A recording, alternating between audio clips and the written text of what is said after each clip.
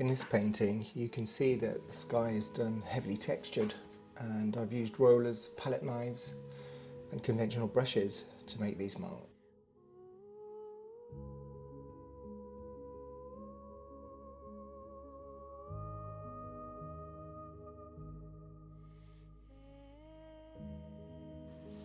Obviously the day has to start with several cups of tea to ensure success. I'm just mixing up a little bit of paint, pretty much my usual palette: Payne's Grey, Ultramarine, Alizarin Crimson, Yellow Ochre, Burnt Sienna and Mixing White. And at the top of the palette there you see some Cold Wax Medium. This is a very dark tone and I'm using it to fill in the shadowed areas, the very dark areas of the whole of the mountainside, just to give me its shape.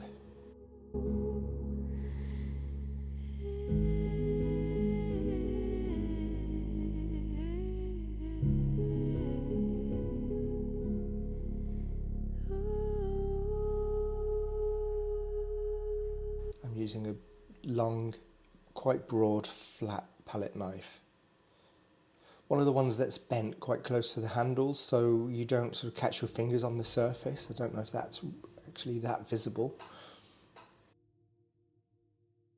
Those darks are pretty much there now, so I'm wiping off the blade and I'm going with a slightly lighter tone. And the intention of that is to show lighter parts of the mountainside. Again, with this same broad, flat palette knife, and it's actually catching ridges on the surface, and this board comes very, very smooth. However, it's been prepared with acrylic paint, and that has left vertical lines on it. And I thought about this when I was working out which way round to have the board, and thought that the vertical grooves made by the hog's hair brush would benefit me, and I think they have. Quite heavy impasto cold wax paint going in now, carving a little bit up to give me that texture.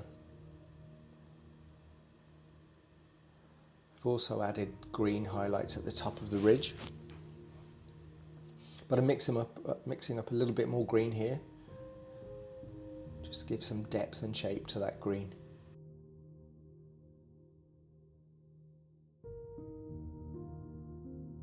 Using a brush as well, just for a variety of marks. It's quite stodgy paint, so it can be a little bit difficult to move cold wax and oil paint around with a brush. So I'm back to the palette knife and back to the brush. Just gives a different kind of surface, different sort of texture. Contrast is nice and a bit of change is nice. Carving away with the blade. Now for some more lighter rock areas, and to kind of hit the middle ground between the very bright foreground, which you'll see soon, and the mountainside. I'm indicating some trees in the middle distance here with a burnt sienna, French ultramarine mix with a little bit of white, and obviously cold wax medium to just help it have some body and some texture. Rather than it look flat, I'm going to use slightly different variants of the same colour, just different tones, so different elements of the mix added in. But I show highlights. Hopefully it looks like areas where the light catches the trees. And I'm still really cashing in on these vertical lines on the board. So I'm using a triangle shaped palette knife here just to dab some thick blobs of light paint.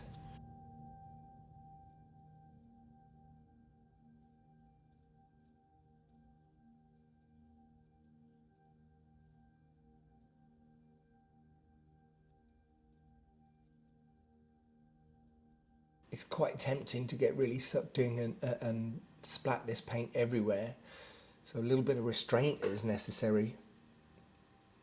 But if you think you've done too much, it's no real big problem to scrape it off, and if you really need to get back down to that dark surface of the underpainting, you know, Gamsol on a rag after you've done that will get you right down to as near dark as you can. Just standing back and having a good look at it. It's very important to do that. Even stand it up on an easel and walk back is a good practice. Other people, other artists look at it in a mirror and see if the image composition works. Maybe I should do that really a little bit more. Okay, just carving out some more of these vertical lines, and I'm back to that big flat palette knife. It's longer, so the line will be pretty much more uniform. And it was probably the only clean knife I had at the time, if I'm honest. Can get caught up in the moment and just lose yourself and use whatever's at hand without thinking too hard, which is nice, but sometimes you sort of snap out of that and the painting is just so far from where you planned it. Again, that could be a happy accident. Now, my favourite little tool, the skewer. For this type of painting, it's just kind of worth its weight in gold, but you could also use the back of a paintbrush to scratch away these sort of cracks in the rock, tracks made by people as they walk up the hillside, that kind of thing. I find the backs of a paintbrush are okay, but some of them are quite round. But to get over that, you know, I've sharpened them in the past with a pencil sharpener. Works pretty well. You do get big fat blobs of paint on the end of these kebab skewers, so remember to just take that off with a tissue. Otherwise you'll be left with an unwanted, strange looking, raisin shaped piece of paint. You might find it fits in your work, never say never. And just carving out some little rock detail here, just where it catches the light. Again, you can just go absolutely crazy with this, so restraint is necessary. I think that's probably a weakness with me, I just get really caught up in it.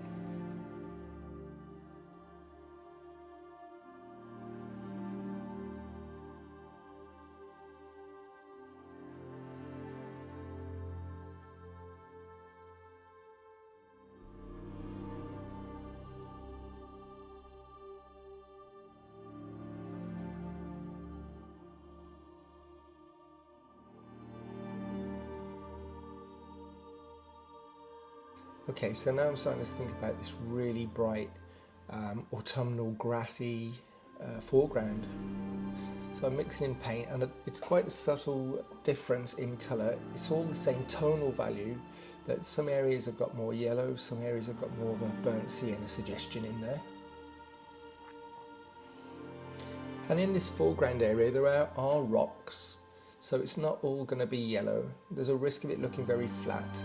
I don't think I've fully achieved that look that I was trying to get with the flatness, avoiding the flatness, but there are some nice purpley rock type of tones in there.